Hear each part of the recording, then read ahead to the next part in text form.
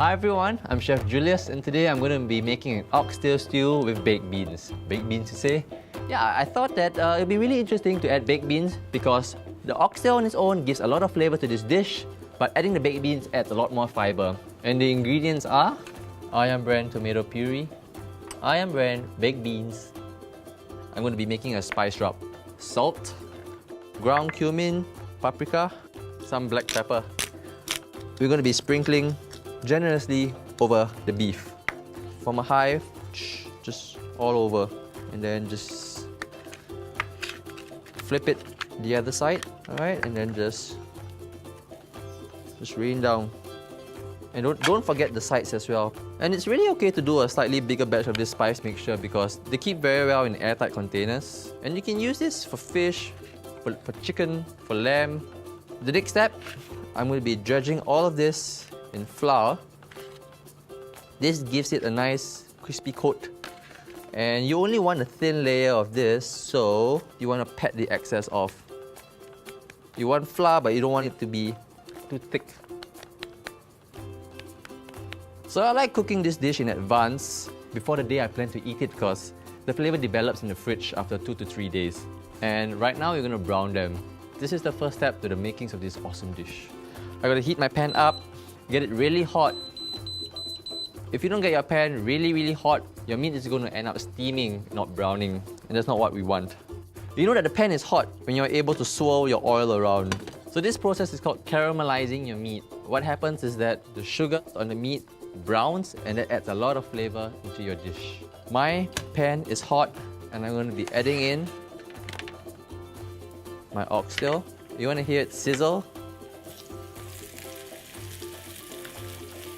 So it's best to do this in batches depending on how much oxtail you're going to be browning. The reason is because you don't want to add too much meat that would lower the temperature of your pan. And each side takes roughly 2 to 3 minutes. Yeah, you want to see a nice brown exterior.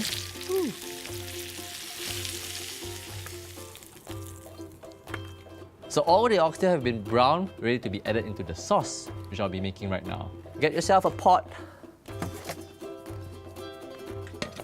Likewise, heat it up.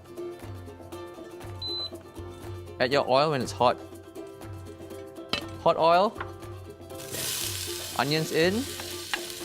I'm going to be adding all my aromatics now. Carrots. Leeks. And celery.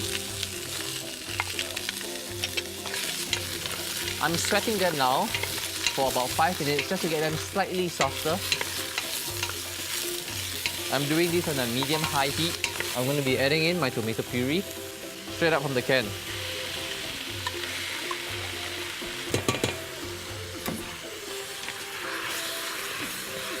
Why I'm frying the tomato puree together with the vegetables is because if you skip this step, the tomato puree is going to be really sour.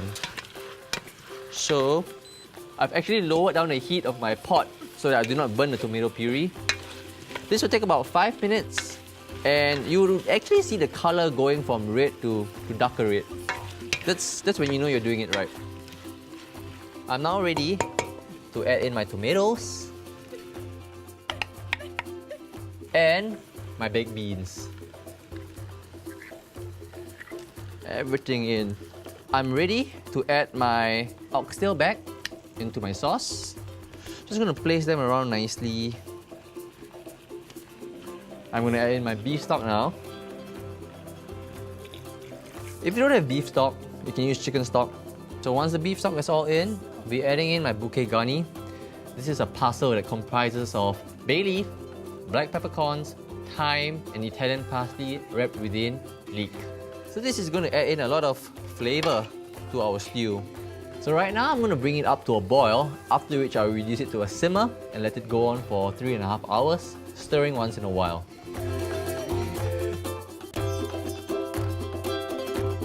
Alright, so my oxtail stew has been stewing for the last 3.5 hours and this is how it looks like. We see the meat has shrunk a bit away from the bone, the sauce has thickened, and the smell is awesome. There's one ingredient before we're ready. Dried thyme. A little goes a long way, so just a pinch. Give it a good stir. Just put it over my plate. Here we go. And I'm going to season this with some cracked black pepper and some chopped Italian parsley. So here we have it, oxtail stew using baked beans.